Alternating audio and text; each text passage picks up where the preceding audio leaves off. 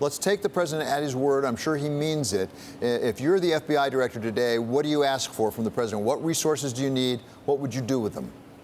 Well, there are a number of different resources, David. First of all, it's manpower of the people. We have to hire additional agents and analysts and support people in order to get to where we have to be to address this situation. That's not easy, because when you do that, you have to hire the right kinds of people too, the people with high technical skills. The Bureau today recruits those kinds of people, but we need to do all of those things. The Bureau over the past years has been asked to do more and more with the same number of resources that they've had, or maybe a slightly significant number. You can't keep doing that. You notice in the when we talk about terrorism, the nationalistic terrorism, the white supremacy kind of thing within the United States, we had the McVeighs and we had those kinds of cases where we concentrated on that. Then lots of the manpower was moved over to look at the Islamic terrorist threat within the United States and within the world. When you do that, you have to move resources around a little. It isn't that you discount altogether the investigations involving white supremacists within the United States, but you do depress that kind of an investigation in order to put the resources where the current problem is. So it's a big problem, and it's going to demand resources. Of course, that's money, cars, technical equipment, all of those things that are part of the increase in the manpower resource. Bill, one big change from the time of Timothy McVeigh is the role of social media. And the president talked about that actually in his remarks today, saying there were some indications on social media that maybe something like this might be afoot. What can the Bureau do about using social media to identify some of these people before they strike? Well, as you all know, David, it's a very delicate set of circumstances there between the civil rights of individuals and freedom of speech and whatnot, and how soon you can step in and do something. The biggest problem right now is the fact that these kids, the people that tend to do things, are not exactly dumb. They know how to use the dark web. They know how to use all of those kinds of things, and we have to stay up with those, with the investigations, and be able to penetrate the deep web.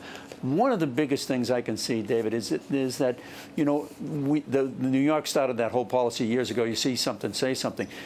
We need to extend that not to just a public arena, but to the private arena. When your parents see you in your room with all kinds of things that indicate you are in trouble, they need to do something about it. The hesitancy to do, well, I don't want to do, they don't really mean it, they're just experimenting. That's not true. They end up doing something tragic, similar to what was done in both Dayton and El Paso. So you need to do that. And the kids themselves pick up on these kinds of things that need to be done. But Bill, what about the institutions themselves, the companies that run some of these chat rooms? I did not know, I'll frankly admit, 8chan before this all came out. It turns out that this is an area where a lot of these people are exchanging information online. What's the role of the social media companies to be monitoring what they're doing and to shut down things in advance? I think it's absolutely necessary, but trying to get them to do that, David, as you and I both know, is a difficult proposition. It's the almighty dollar that's going to keep them doing what they do now, and they shouldn't be doing it. They should have some sense of civic responsibility to their fellow citizens to bring these things to light when they see them.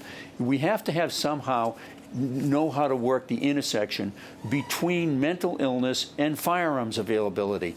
We're never going to get rid of the Second Amendment, and I don't advocate that we do. But there are certain things we need to tighten up. Who gets a weapon of mass destruction in terms of killing a large number of people? We need to tighten the ability of these people to get these kinds of weapons up. And how do we do that? We can only do it with the help of parents, with the help of fellow students, with the help of social people. Right, Bill, I have the sense that when it came to the ISIS or Islamic State, we were fairly effective at shutting down the use of the internet to really radicalize individuals on the internet. Why can't we use that same technique with respect to domestic, sort of lone wolf domestic terrorists?